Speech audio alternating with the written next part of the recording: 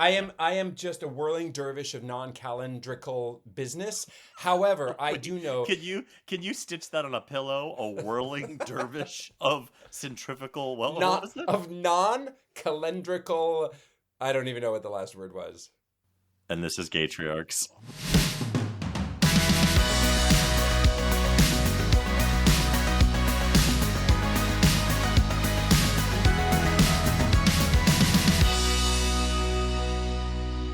So, Gavin, my husband informed me of something last night Uh-oh. that's kind of Yikes. embarrassing.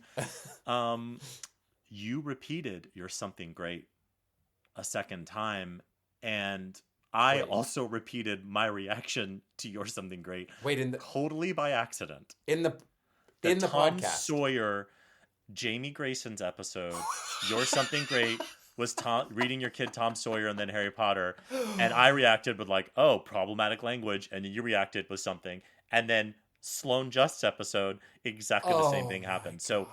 we are new to everyone out there listening, all 10 of you. Oh We are jeez. new to podcasting. Oh So jeez. we This are is still mortifying. learning how to organize all of the things and remember what we did. So You know what? My takeaway from that though is that your husband is listening and he's listening yeah, well. we have a So listener. let's see if before this comes out, if anybody else calls us on this. Because I have a couple of friends who are regular listeners and I don't know if they're listening carefully. I mean, you know, that's mortifying that happened. But at the same time, now thinking back on it, I might have had a tiny bit of deja vu in telling it apparently the Hmm. second time and thinking, wait, have I already talked about this? But I do that all the time. Is No. it dad brain? Is it No, old? you're Is just it very old. Yeah, it's you're just just that I'm really very old, old. so No. things feel somewhat similar. How embarrassing. Well, we're gonna get better. But also, I think there might be greater embarrassment on your end. Oh no, 100%. I'm the true embarrassment because I reacted earnestly to your something great and said the same thing twice. Exactly the same thing. I am absolutely the most Oh my embarrassed. god, Um, that's on so you. anyway, That's on you, apologies dude. to everyone out there, but I wanted to start this episode with something crazy. Um, Kids on leashes. Gavin, Oh, ever seen a kid on a leash? I mean, I've never had a runner for a Uh-huh. child. He's Mm-hmm. they've I've never I have that Broadway ping, that Mm-hmm. Broadway ping. If I yell at my kids, I do get their attention. Mm-hmm. I have sympathy for somebody who's in a place like Disneyland or out on the streets of New York City, and they feel like this is keeping my child alive. I am being daddy bear. Mm-hmm. I'm being a bear. No, Oh. stop it. I'm being a daddy bear, and I'm not going to let my kid run into traffic. So, I mean, but it's a drastic resort. But I'm glad. I see people like that, and I'm very glad I've never had to leash my children. But it's absolutely one of those things that before I became a parent, I saw it and I was like, you guys are disgusting. You can't even you're not even willing to watch your own child. Mm-hmm. And we were at the mall the other day and I saw somebody, it was, I don't know if she was by herself or not, but at the time she was by herself and she had a kid, like a little kid in her hand. And she had this one kid and he was on a leash and he was just pulling her along like a Great Dane. And I thought, good for you, girl. Because if she's there by herself Yeah. and you got a runner, Yeah. leash that motherfucker. Leash Yes. that motherfucker for days. Leash 'em. It sounds awful, and I'm still judgmental about it. I reserve the right to be judgmental about everything, including myself.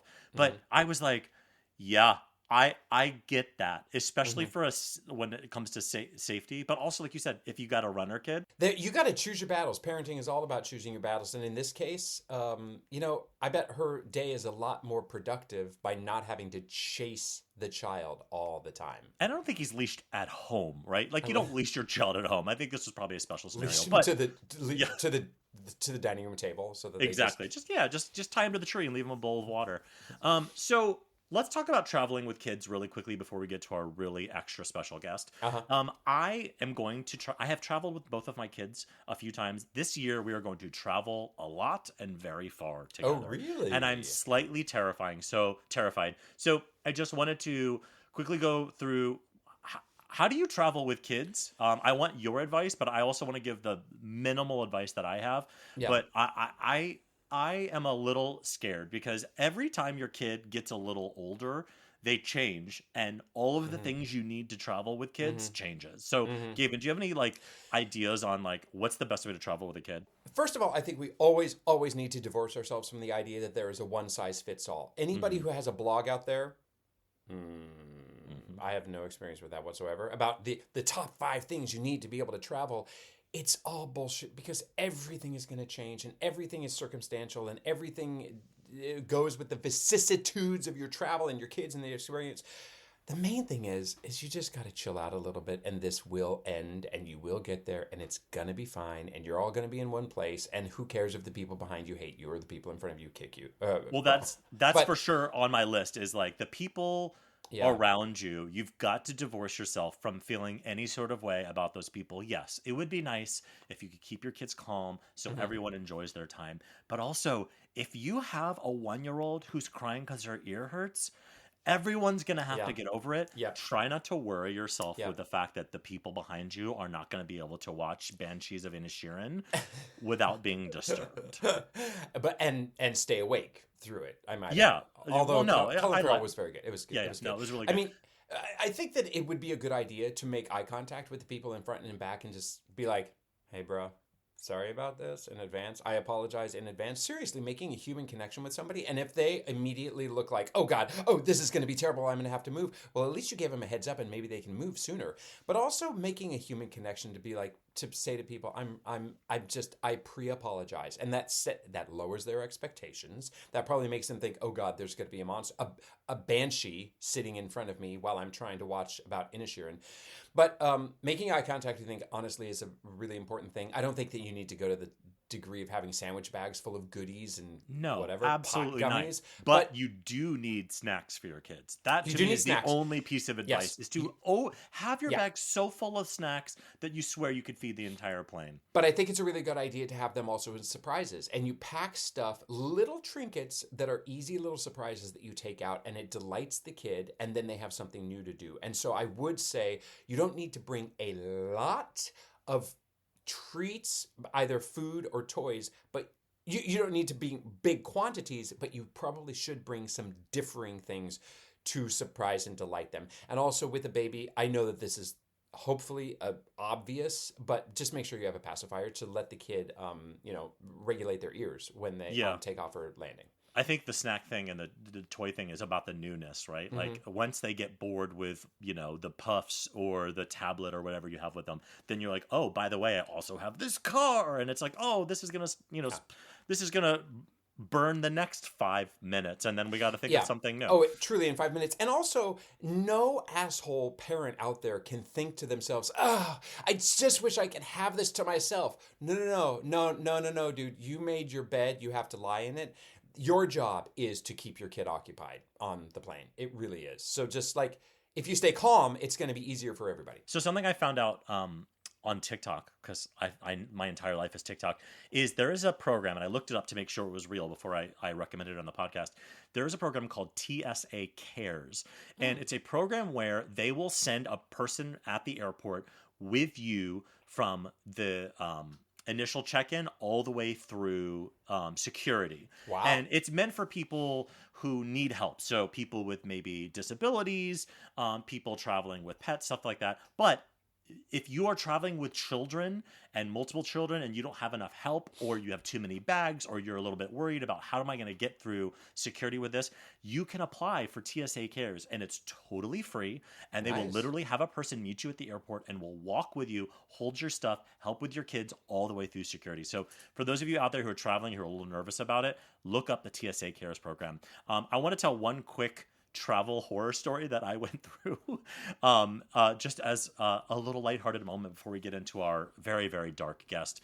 And that is when my son was born. We were brand new parents. We were flying. It was day 3. He was 3 days old. And we get on the plane, and of course we're in the bulkhead seat. And of course, when you have an infant that young on a plane, you're the star. Totally. Everybody who walks by is like, oh. Also, the easiest flight you'll ever take, because all they're going to do is sleep and then wake up to have a bottle. You'll burp them and they'll go right back to sleep. So it's actually the best. So we're flying, and I'm now I have 3 days on my resume as a dad. So I am super cocky. I am like, I You're can a pro. change a diaper. I don't need help. I know what I'm doing. So because we're fucking cheap, we booked, you know, the middle seat and the window seat in economy with an infant. So the guy on the aisle, luckily, super nice. Him and his wife were actually going through IVF, so we had a lot to talk about. And I decided, because I was really smart when we were all eating, oh, I need to change this kid's diaper. I'm not going to go all the way back to the thing. I'm just going to change his diaper in my lap. And I turned to the guy. I'm Oh. like, watch me. I'm really good at changing diapers. Oh my Even God. You set yourself up for so much failure. One, I don't think it's cheap that you didn't get a third seat. That's bullshit. But so I start changing his diaper. And meanwhile, the whole time he's eating his sandwich. We all have food in front of us. And I'm talking to this guy like, hey, I can change a diaper in like 5 seconds. Watch me. I can tell he was hot, right? He was kind of hot. You can tell because I was flirting with him. Yes. Yeah. Yes, So you he were. was kind of cute. So the second, if you've ever had a baby boy, the second that diaper came off, he immediately started pissing everywhere. And he just shot piss all over the seat, all over that guy's sandwich, all over me. In mid boast about how great I am at changing diapers, he pisses on this guy's sandwich and all over me in the seat. So my advice to the parents out there who are going to fly with a 3-day-old, walk back to the bathroom and change your child's diaper away from 34E's turkey sandwich. Hey, 34E, if you are out there, God, I hope you're listening to our podcast. 2, would you like to be a sponsor? We are opening up options for sponsorship. And 3, I really want you to come on and tell the story from your perspective. All right, so our top 3. Let's get into that, shall we? I proposed that we have a top 3 about your top 3 worries about your kids. And worries about your kids, I don't mean like choking on an olive pit. I mean like the catty shit that, let's just face it, you will look better as a parent if your kids don't grow up and do this kind of shit. Or whatever. Yeah, whatever you want your top 3 to be. Okay, in third place, please don't let my kid be tone deaf. Hey, you do not have to walk through your life being able to sing like a lark or whatever, like Beyonce or whomever. But I just hope that my kid can carry a tune. And we have some crossover, I think. Jury's still out. In second place, I really just hope that my kid doesn't be a complaining, needy kid who just complains all the time. I mean, right now, she's totally a complainer. But, you get that out of your system, and hopefully you realize that in life, you're not making any friends by just complaining about stuff. Like, either solve the problem or just shut up about it, right? So just please don't be a needy complainer. And in first place, just please be interesting. Just be curious, be funny enough, be interesting. Don't be the person who sucks the energy out of a room, because I just won't want to spend time with you. So just please be interesting. What about you, Dave? We have a little bit of crossover. Mine are, of course, meaner and more selfish than yours, as expected. So my number 3 is that they won't be rich. I want my kids to be rich. I want them to be rich. I want them to make so much money. I want them I want them to buy me a lake house. I want a lake house and a boat. I want all versions of water. So number 3, that they won't be rich. That's my number 4 now, but it is 4th because I'm not that as materialistic and catty as you are. Correct. That's correct. Number 2 is our crossover. My worry is that they'll be untalented. I want them to have some sort of innate skill that pleases me and entertains you. And number 1, my biggest fear that I have for my kids is that they'll be gay. I want straight kids. I'll say it. I've had enough of the gayness in my life. I got a gay husband. I got a gay podcast partner. I want straight children to take me to the baseball game and to tell me about trucks and to introduce them to their girlfriend. So, bring back the heteronormative in David F.M. Vaughn's life. Does that mean your kid's going to be like a patriarch? Oh, like God, I hope so. The gatriarch gives birth to the patriarch. Yeah, that's really good. All right, so next week we're going to tone it down a little bit. Ooh. We're not going to be so crazy. Oh, geez. We're going to be a little more inspiring, a little more Haven Lodge, and a little less David F.M. Vaughn. your top 3 favorite quotes. Any quote. Okay. About anything. Oh, we can make these really catty, though. I mean, No, true, but I you got something. What are the 3 quotes that like you think about all the time, or that have affected you significantly? Okay. You know, that sounded like a prisoner being given his last meal. Okay. Our guest this week is a fellow podcaster. We're on the same level of podcasting. Broadway alum. She's done 5.5 Broadway shows. She claims to be the reason that Gavin and I even know each other. She believes a lot of things that aren't true. So please begrudgingly welcome to the show, Ellyn Marie Marsh. Hi, Ellyn. Hi. Okay, so now you have to explain to your 10 listeners Seven. that Hi, Mom. you can't say begrudge. You have to explain our dynamic, or they're gonna think you're a wildebeest. They are gonna. Well, listen. If anybody's been listening to this show, which I think maybe my mom and my husband have half listened to the show. Not mine, though. Yeah, no. Ellyn and I have a very, very, very volatile friendship where 99%. We were just talking about this off camera. 99% of the things we say to each other are the most horrible, hateful, meanest things you could ever say to each other. But it's therapy. It's friendship therapy. And then at the end, we say, I love you, never leave me. So it's just kind of how we talk. So, and honestly, previous guests, you've kind of noticed, like, the people I love the most are the people I shit on the most often. Yeah, which is something I hope you're working through in therapy. Yeah. But you don't really go to therapy. You just, like, make more kids. You are my therapy, honestly. But wait, can we talk about... And you started a podcast. And we start podcasts, honestly. That's my therapy. But I want to talk about last night, before we get into things. Last night, I Marco Polo'd you. And I want you to tell me the first words you said in your Marco Polo to me. Wait, no, let's play it. Hold on, let's play it. I confirmed and said I was doing it at 10:30, so I put it in my calendar. I'm sitting fully clothed in my bed, drinking a milkshake. Yeah. I would like everyone out there to know the real Ellyn Marie Marsh sits in bed in the dark, fully clothed, drinking a milkshake. Yeah. Okay. Yeah, I had a day. You know when you just had a day and you're like, I don't want to see any more people. It could be 6 p.m. and I'm just like, I am done peopling for the day. But when I'm that exhausted with people and just everything, it doesn't occur to me to go to the effort of making a milkshake. Did you make or order a milkshake? No, went to Five Guys. Okay. Yeah. What flavor? Vanilla. Okay. Just like my personality. Yeah. Well, let's talk Yeah. about how we know each other really quickly, because you and I met 150 years ago. Yeah, 1902. It was 1902. We did a very interesting production of West Side Story in the Czech Republic. Gavin, I don't actually know how you guys know each other. So Ellyn and I met in Priscilla, Queen of the Desert. I was the late guy to the process because somebody else lost their job, and so I walked in and I was like, "Who is this girl who's writing her name on the board?" There was some kind of board that we were putting our birth dates on, and I could see that she had written her year but had erased it 75 times to show that she was born in 1982. No, 1992. Nope, 1986. Nope, 1997.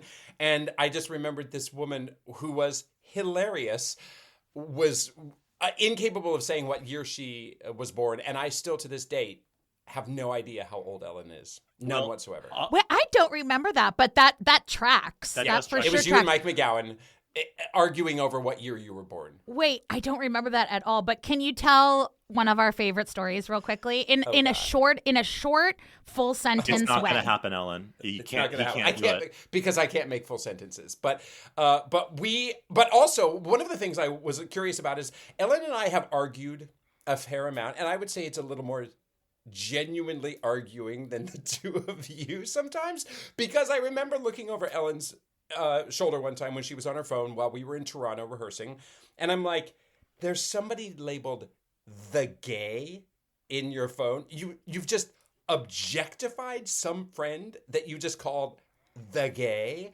And if you can see my face, it was very much that Ellyn would be like, yeah, he's the gay. Who is the What? gay? It was it David F.M. Bond? No, it was Patrick Hines. Do you know? Oh. Do you know what I'm in her phone? Tell him. Hate. Hate. Yep, and he has been for like 15 years. Literally 15 years. Before we leave this topic, do you know there's a very famous, we all know, Broadway actress who has a fake ID but it's the other direction. We all know this person? We do. Is and it, no, it's not Ellen Marie Marsh. It was not Ellyn Marie Marsh. We'll talk about it idea, off camera. But it is because she famously has a fake ID the other direction. Anyway, moving on. That's Ellen, okay. You are actually a podcaster. We are not real podcasters. This is all fake. This is all just a reason to get together every Friday. You 100%. Are the host of 2 very famous podcasts. One is the I Think Not Pod, which is really hard to say. And the other one is Ellyn and Rabia Solve the Case, both a true crime moment. Tell us, how did you get there from Broadway? Because you were a Broadway actress for most of your life, and then all of a sudden you're like this famous podcaster. You peaked in Prague, and it went downhill from there, and like the shows got shorter, the runs got shorter, the roles got shorter, but you milked them. Yeah. I bamboozled the fuck out of Broadway. I was like, I kept telling David, I was like, they're going to catch on. Like, they're going to catch on and be like. Broadway's greatest crime that she ever Yeah, they're going to be like, who the fuck? Who let her? I mean, I guess she's got, somebody likes her, I just kept showing up and being like, do you guys? Joke's on you. Well, I started because a friend of mine had a really successful podcast, and he had asked me years ago to make a podcast with him, but I was knee deep in 7 divorces, and I was like, I don't have time. I've got court appearances. I was like at that time in my life, my stress level was like Britney Spears circa 2007. So I was like, I can't take anything else on. So then he circled back and was like, do you want to make this podcast? And completely oddly enough, we had started recording the beginning of February 2020. And really? This was not post. This wasn't. I thought it was in the middle of the pandemic. Ironically, something happened in the world and I was sitting around with nothing to do. No, it wasn't like that. The timing did seem like it was a pandemic thing, and it absolutely wasn't. And I don't know. I think the symbiotic synergy of whatever. I just time-space continuum. The thing, and then the paradoxical shift of the Earth.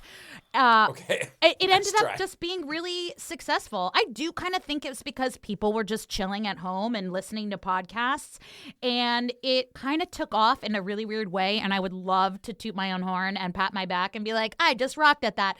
The fact of the matter is it kind of just mirrors my Broadway career. I just think I was in the right place at the right time, and I am a Muppet, and I'll do anything to make people happy because I'm needy and basic.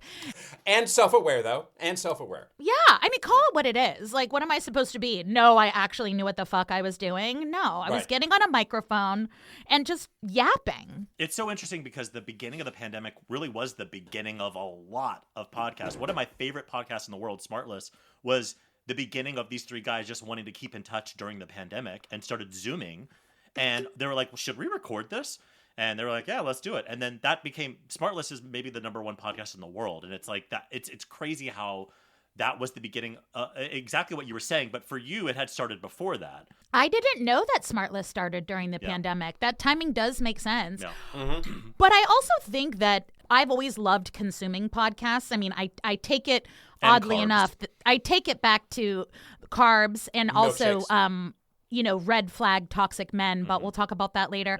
Yep. Oddly enough, cereal was the start of my many people's consumption of podcasting. Oh yeah.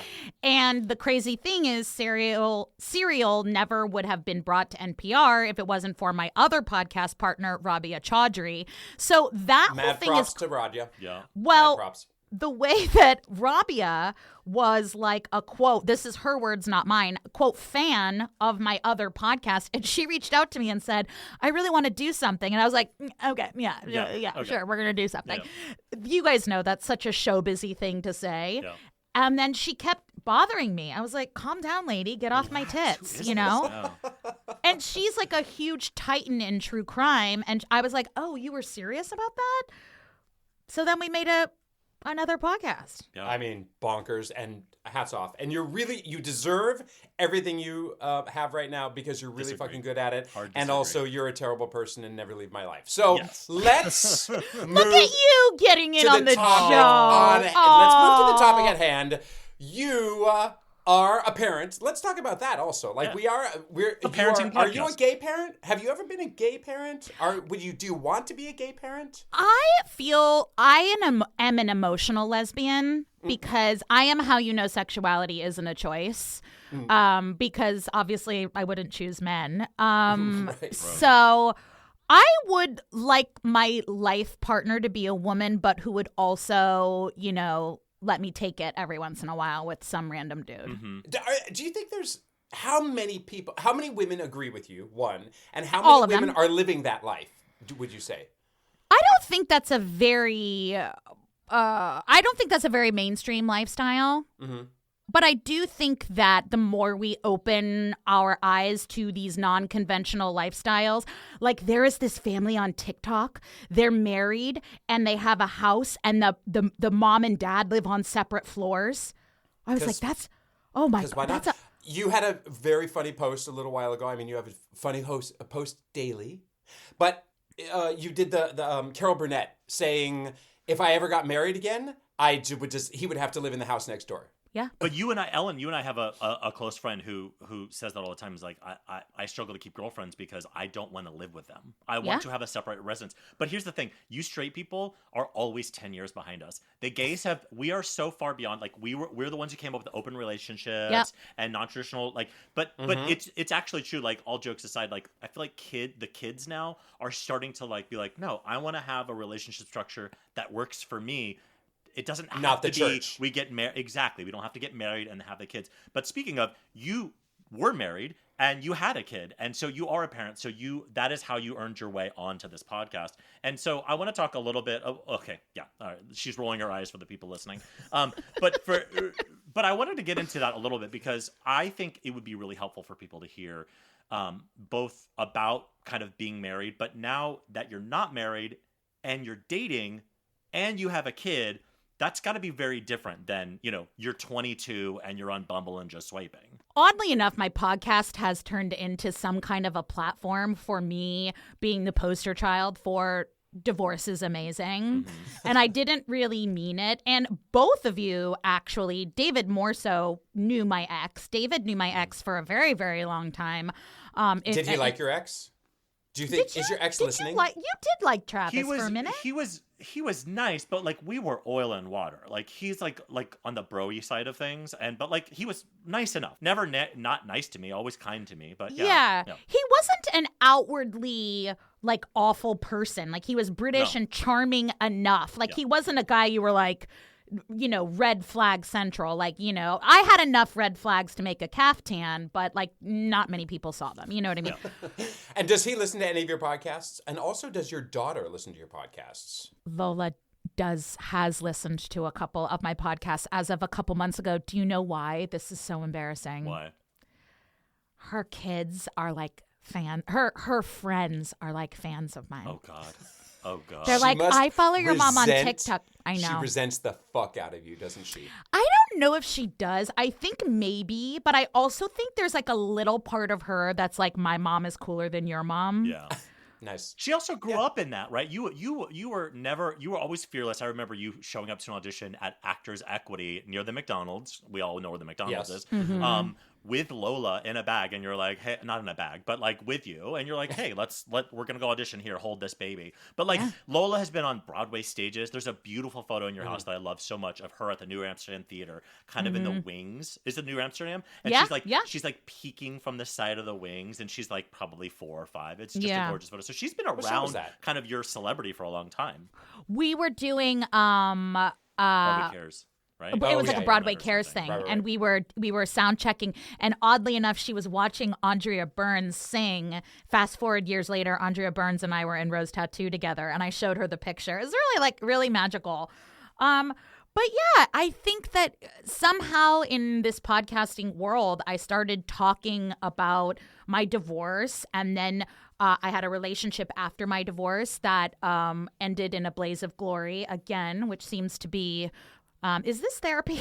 No. Which seems to be a thing. And then sort of dating. But exactly what you said, David, is kind of all of our generation being so behind in finding out that we can kind of right as in the rules that we want. Like, we all subscribe to the I have to get married and have kids and cook a lasagna on Friday nights. And yeah, it just doesn't have to be that way. And that's, and I will say that another podcast that totally changed my life, and I hope we get him on here, is Dan Savage has a podcast called Savage Love. And he has always been really great at showcasing all different kinds of both sexual and romantic relationships that are just quote unquote non-traditional. And you realize that the best relationship is the one that two consensual adults want to be in.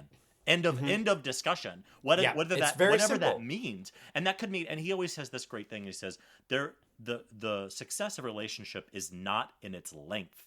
You can have a successful short-term relationship. And when he said that, I was like, you know what?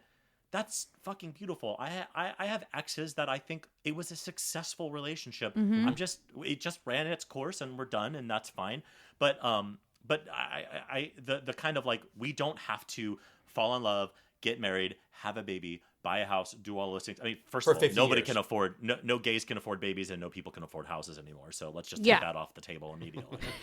I saw this. I can't remember what it was, like, but it keeps cracking me up.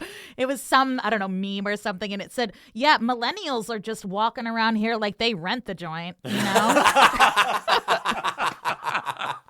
That's really fucking good. Yeah, I mean, I think I actually secretly always thought that, because I was never the woman that envisioned my wedding. My wedding was so low key, and I never was the woman that was like, this is how I want it, and I want these flowers. I literally bought the first dress I tried on, and I was like, I like yellow. How about yellow flowers? So that was never a thing for me, and I don't think it was till later in my life where I was like, oh, actually, I am so thoroughly fulfilled by my career, my friends. I mean, you guys know my friends are like my family. That's true. And I will give you also, that. nobody, no man and no basic man, who comes in with his suitcases of audacity is going to compete with my gay men friends in terms of wittiness, in terms of making me, honestly, and I'm not trying to be like a man hater, I've never really had a straight, normal broski make me belly laugh to the point where I feel like I just did an ab workout. So coming to terms with the fact that, like, I am thoroughly and wholeheartedly satisfied with the non-sexual relationships in my life. And I also like having sex with men, and finding that and being like, okay, so I make enough money to support myself. I love being a parent. I also love my time not being a parent. I love my friends, and I like dudes to lay on top of me like a weighted blanket for a minute and then go home. I don't like sleepovers. Yeah. I had to come to terms with that, saying I don't like sleepovers. You're supposed to love cuddling and stuff. I don't like it. Mm-hmm.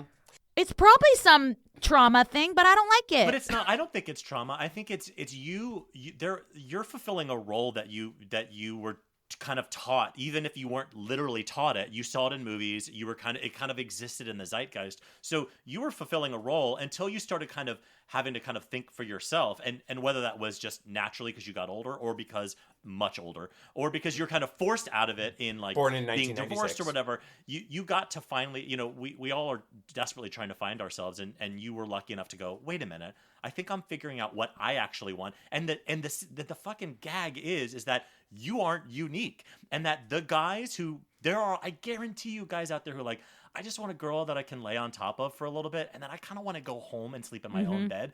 But they probably weren't taught that they could do that either. So I think I'm hopeful for the youth of the world. I think they're gonna start fixing that stuff, and I think we're gonna start seeing a lot less loveless, hateful fucking marriages like we all saw growing up. It's so true. I look at some married people, I'm like, you're miserable, You're right? miserable. Just blink and tell me that you're miserable. You don't have to do this. You don't. Yeah, and there's some people who are blissfully and annoyingly happy and go off. Like, live your life, whatever that means. But there is some shame around not fitting into that patriarchal idea 100%. that we're taught. 100%. Heteronormative. I was mortified. when I got divorced. I remember when I told people I was getting divorced, they'd go, "Oh, I'm sorry." And I remember my first reaction was, "Well, I'm not. I'm happier now. I'm not Yeah. sorry." We Yeah. were both miserable, and now this is everyone wins in this scenario. Yeah. Do you think ultimately, though, maybe it all would have had a different outcome if you had just spent a little more on your flowers? Wow. Oddly enough, I did think about that, and I think you're right. Yeah. But then I was like, I can buy myself flowers. I love that song. Nice! Listen, Fabulous transition. I love that song so much. It's a great song. it is such a good song. But let's let's talk about dating. Let's talk about now that you're dating and you have listen, I've known your daughter her entire life. She is old enough now to find your podcast, to find things, but she's also old enough to probably understand why Uncle whoever keeps sleeping over at night. So what is it like dating as a parent of an older kid? So I have a unique situation that you both know about. I had a really unfortunate relationship after my marriage, and he was a partner and he lived with us, and all of the things that I, of course, have beaten myself up over and over again. But, a lot of things I wish I hadn't done, should I have, of course, that is absolutely unusable energy, worthless energy, but thinking, oh, should I not have had someone move in? Should I have not have done this? But anyway, without diverting in talking about that, after that relationship, I made a very, very conscious decision. And my mom thought I remember my mom thinking it was really rash, but I made a conscious decision to not introduce Lola to anyone I was dating until she was out of the house. And that was my decision because I didn't see, I have spent my entire adult life coupled. Up until that point, I was coupled my entire adult life. I had never been single. And again, I'm not a relationship-y person because all of those relationships were quite independent. But I made the decision that a romantic relationship wasn't going to be a driving force in my life. I wanted to focus on two things, and that was my career and my daughter. And because again, I was not being fulfilled in any substantial way by a romantic relationship. And that does not mean sexual relationship. I was not being fulfilled in a way that I couldn't be from a partner. And that's when I started to kind of widen my lens and kind of understand what a relationship in your adult life with a kid. And this all came about also COVID and, things like that. But other than sex, I really wasn't seeking any kind of connection with a straight cis male. But still, you are seeking sex, right? So let's talk about that. So you're on the apps seeking just sex. How do you navigate that with your daughter at home? Are you sneaking around? Are you being honest about it? How are you navigating that? No, I don't really talk to her about it. If period. You don't talk to her, period. I don't talk to her, period. You'd rather not. You just yell. Yeah. You yell. Yeah. So before, I am a full-time single mom now. Before that, I was dating someone long distance, and I fucking love long distance. Oh, that is my dream. Like, if you could live like minimum 2-hour plane, 5-hour car ride away, that's bliss for me. Yeah. But I was dating someone long distance, and it was able to work because I would have, every other weekend, Lola would be with her dad. And that was really, really great because I could have a completely separate relationship, independent of her. She didn't need to know about it. It wasn't like a secret thing, but I have always kind of lived by the rule that I always give Lola enough information to satiate her, to answer her questions fully. And she never really asked about it, and so I never really brought it up. Now, when I became a full-time mom, when Lola cut ties with her dad, it became a little bit harder, and it became not a sneaking around, but I kind of needed to plan things a little bit better, when she was like at a sleepover or when she was, at a rehearsal or something. And it actually works out perfectly because I got into my cougar phase. Oh yeah. Because Embrace that. Well, we huh? can see it with the bags under your eyes. Yeah. yeah, well, there's the men in their 20s and women in their 40s are pretty much looking for the same thing. Yeah. Which is fantastic. It's perfect. Yeah. Don't look at me. Don't talk to me. Don't touch me. Do that thing. And then, you know what? We're going to high five it out. We don't have to talk about anything. Yeah. Oh, you are the gayest of all of the gaytriarch. But that's what I mean is like she's 10 years behind us. We've already Yeah. been through this phase, but she's now discovering how wonderful this is. Are you Yeah. upfront on the apps about you having a daughter, or because you're only interested in sex, does it even matter? Or being a podcaster as well. I don't put pictures of her on, but if someone were to ask, I would. But most of the men in my demographic don't have kids because they are kids? kids? Yeah. Yeah. No, yeah. Wait, actually, I don't know if you could put this on. I'll have to think about it. But Okay. my funniest, because it's true. The young men love it. They love Yeah. it. And one of them, I had relations with a guy, and I later found out he was a Trump supporter. Oh, God. And he voted for Trump. And so the next guy I dated, we were like sort of kissing and making out. And I went, wait, did you vote for Trump? And he goes, no. And I was like, both times? And he went, Oh, no. and I was like, oh, you weren't old enough to vote in 2016.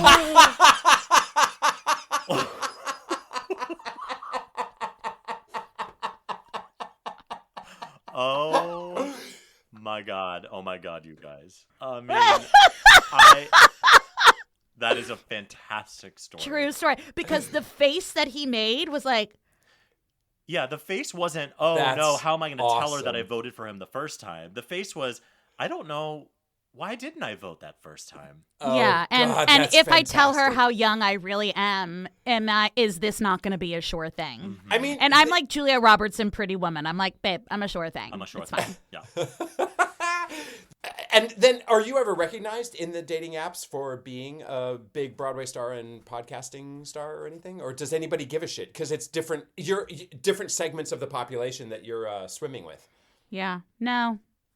I honestly, I'm just like, what do I do for a living? Do you care? Do you care what I do for a living? You know. I've been sitting here thinking, is this, one, I think this is a totally scintillating and fascinating conversation. And two, I'm like, is this in line with gaytriarchs? And then I'm like, yes, this Yeah, is very much, absolutely. this is upending the patriarchy. This is letting people be good people, pursuing their pleasure, being great parents all at the same time. And yeah, Ellen, even if you're just an emotional lesbian, I would say that you are a gaytriarch as well. But yourself. also dating as a single person. I mean, honestly, like there Yeah. are a lot of single gay dads out there, Oh, especially in the dad groups who are dating and who don't know how to introduce their kids to their new partner. I mean, we had Jose Rolon on the other day, and he was talking about that too, of like he had to start dating as a dad of these kids. Yeah, and I have never dated another parent. Am I lying about that? No, I don't think I've ever dated another parent, but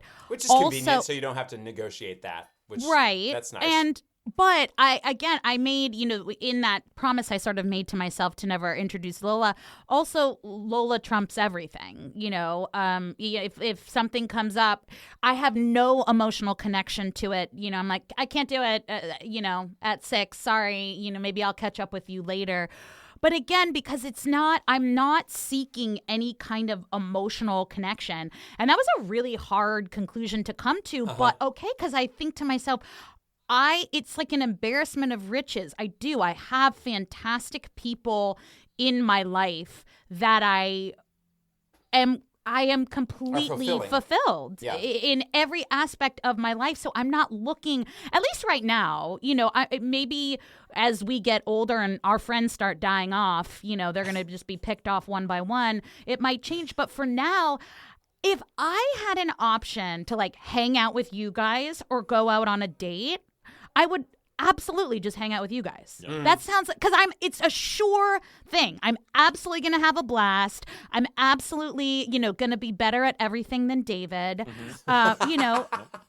But it's true. I would. It just, I'm like, why would I not go hang out with two of my best friends and go hang out with this broski who's, probably not going to nail it down south, It's really, some of them do and some of them don't. But that's I think in all seriousness, like it is proving that like asking for what you want and not being afraid of that is only going to benefit you, because the truth is we're all probably wanting something different than what we're asking for, because we're all asking for different reasons. So many expectations. I think you are breaking so many trends, and it's fantastic. Do you feel like there's been a lot of outpouring of, yes, girl, yes, you are speaking my language? People are coming out of the woodworks and saying this is really... I think you have so many books to write. But it's wild, and I'm not pedestaling here. I genuinely mean this. What the thing that you guys will learn about podcasting that is really kind of mind blowing. No. Condescension No, and being patronizing. from the theater world, we are used to that immediate gratification. A laugh, applause, meeting you at the stage door. When you sit in a microphone talking to what feels like yourself, you have no idea the kind of impact that you have. And one person can hear one stupid off-the-cuff thing that you say, and it hits them. It's really, really true. And you're like, oh, I don't even remember saying that. Yeah. And they're like, no, you said that, and it stuck with me. And I literally get chills thinking about it because there are things that I'll say about my life, and women will message me almost every day and say, you made me realize I'm unhappy. And you made me realize that I do deserve something else. And I'm 35 and my life isn't over. And I'm like, did I say that? Oh, God. Oh, God. Am I responsible for this? Yeah. Oh, no. But it's true, because I will say something and I'm like, oh, I guess I'm just talking, but it hits people in a certain way. I said something once to the effect of like, I'm not interested in getting disrespected for someone that I lowered my standards for. Mm-hmm. And I had like 50 women reach out to me and say, oh my God. And you're just like, oh, I was just sort of talking. So I was making up T-shirts. I was brainstorming T-shirts. And well, there you go. You know what I've learned from you, Ellen? That singing on pitch is not a requirement for being on Broadway. Oh, boy. Ellen, we do need, I think that this might be a requirement coming forward on Gatriarchs. We do need to hear some horror stories. Just give us a good horror. Oh, dating horror stories? What? Just give us a good one or two juicy ones. I know, really, honestly, within a minute and a half, if I want to have you on top of me. Like, it's... within a minute and a half, you can just type in or out all of your dates, whether or not you want them to lay on you, right? Right. No, it's true, because also with a kid, you're like, I got 3 hours. That's it. Yeah. So let's figure this shit out. I was on a date with a guy, and that's the thing, is that the pictures can be deceiving, and I am vain as shit. I will be the first person to admit it, because I'm not here looking at your personality. You know what I mean? I am vain. I'm a horrible vain. I am a solid 6, and I demand someone to be hotter than me. And there was just this one guy, and I saw him, I was like, nope, you're just not my type. And I always pay for drinks. If we have like a drink, I always pay, because I never want to be indebted in any way. I never want to owe you anything. Do you pay for him too, or just yourself? Absolutely. Absolutely. Oh. I got this. Boom. That way I am in control. I've got 2 podcasts. I got these drinks. I was even like that before. I like to be in control of that situation. It's honestly, it really is a woman thing, because as a woman, it makes it there's a power dynamic. 100%. Sure.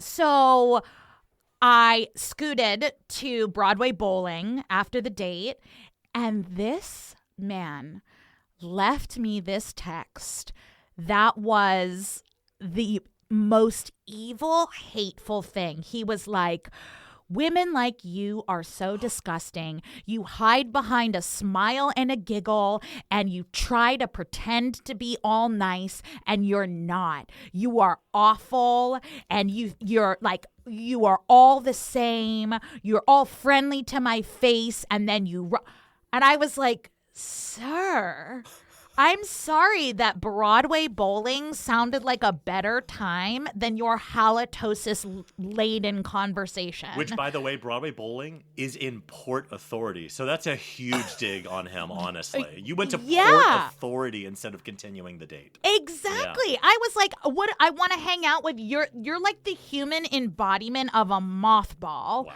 Or I'm going to go hang out and have a frickin' blasty blast at Broadway bowling with my friends. Yeah. Yeah. But this man, the text, I remember getting it right outside of Port Authority, and I just started laughing. I was like, do you feel better? Mm-hmm. Does that make you feel better? Did you respond at all? Nope. Oh. I didn't respond. And I didn't screen cap it. Oh, and you were the queen of screen capping. I know. So, yeah. I know. Do you have folders for your screen caps to be able to go back and reference them faster and organize them? Absolutely. Her cloud storage bill monthly, Gavin, would blow. It's most people's rent. Yeah. And the cloud is like, also the cloud loves mine, like loves my pictures. Like the cloud gets it. It's like, that was a good one, Ellen. That was a good one. She is good. Well, Ellen, this has just been a complete waste of time. And we apologize to anybody who might have listened this long. We'll get better next week. We have a much better guest next week. But thank you, in all seriousness, for joining us on our stupid little podcast. Thank you for inspiring this one and making us make this one. And please never call me again. Yeah. It honestly has been a time. So, thanks. How do we hit end? Can you? It's our button. We can. I love you guys. So, in the interest of not just being a sentimental sap like I usually am with something great, I got to tell you something that gives me pleasure several times a day. Oh. Is I reach into my pocket. I'm listening. And I pull out my little thing that vibrates sometimes, also known as my phone. Okay. And I love. I've never been a gamer. I wasn't allowed to have a look how old I am. Atari when I was a kid. Nor a Nintendo. But and so I'm not into shoot 'em up games. I'm not into things that are super complicated because I just never had any interest in anything but Pac-Man. But I love two dumbass video games. You can barely even call them video games, called Water Connect and Sort 'em All. And the Water Connect is where you just make the pipes make the water go around the screen. And Sort 'em All is the test tubes of water that you put the blue into the green, or put the blue into the blue and the green into the green. And I tell you, if I have 10 minutes to kill, I'm like, oh yeah, just a little moment of Water Connect. And I would like to think that it's like one of the few left brain things I do. It's just like the logic of putting it all together. It is so highly satisfying. My something great is the most lowbrow of phone games of all time. Gavin, does that feel like your own naughty little secret and an app? Do you see that look on my face where I'm like... I do, and I don't know if that's sad or wonderful. That is your naughty little secret. It is. My something great is my naughty little secret, which is so stupid. Oh gosh. Well, my something great is also an app. This week, I want to talk about the Baby Center app. So there's a lot of like baby general kind of apps that you can kind of track things. The reason I love Baby Center, and there are other good ones that we've used before, is that Baby Center is one of those apps where when pre-birth, you can put in when the expected due date is, and they will follow. I think it's like weekly. They'll send an email. They'll be like, "Hey, this week your baby's the size of an avocado, and its lungs are growing this, and its fingernails are starting to come in." It's a really cool window into kind of how they grow. But what I love it for is that it just automatically tracks after birth. It just continues sending emails. It'll be like, this week, your 4-week-old is going to start noticing reds and blues. And it's a fun way scientifically to kind of follow your kid's progress. But also, now that my kid is 3.5, it's all usually emotional. It's like, have you noticed your kid crying at bedtime? And it usually doesn't. Well, here's why. Wow. And inevitably, that week, my kid has started crying at bedtime. So it's really cool. I have it with both of my kids. And every time I get an email, I'm like, yeah, that's exactly what's fucking happening with me. And then you also wonder, why am I being sold a bill of goods of 2-year-old toys that are unnecessary and Baby Einstein this and plastic toys that go bing, bang, boom, that? I mean, how much do you think that they're marketing to you as well? Yeah, I mean, there is like a kind of a marketing side to the app, of course, because it's a free app, but it is certainly worth it. I definitely just yucked your something great, but I embrace. I wish I had the focus to stick with it, but I'm pretty sure by week 4 of my child's birth, I stopped looking at the app because I'm an asshole, and now I don't understand why my kids cry at bedtime. But it is what it is. It's because they don't have a mom. That's our show. If you have any comments, suggestions, or general compliments, you can email us at gatriarchspodcast@gmail.com. Or you can DM us on Instagram. We are at Gatriarchs on the internet. David is at David FM Vaughn everywhere, and Gavin is at Gavin Lodge on nothing. Please leave us a glowing 5-star review wherever you get your podcasts. Thanks, and we'll smell you next time on another episode of Gatriarchs.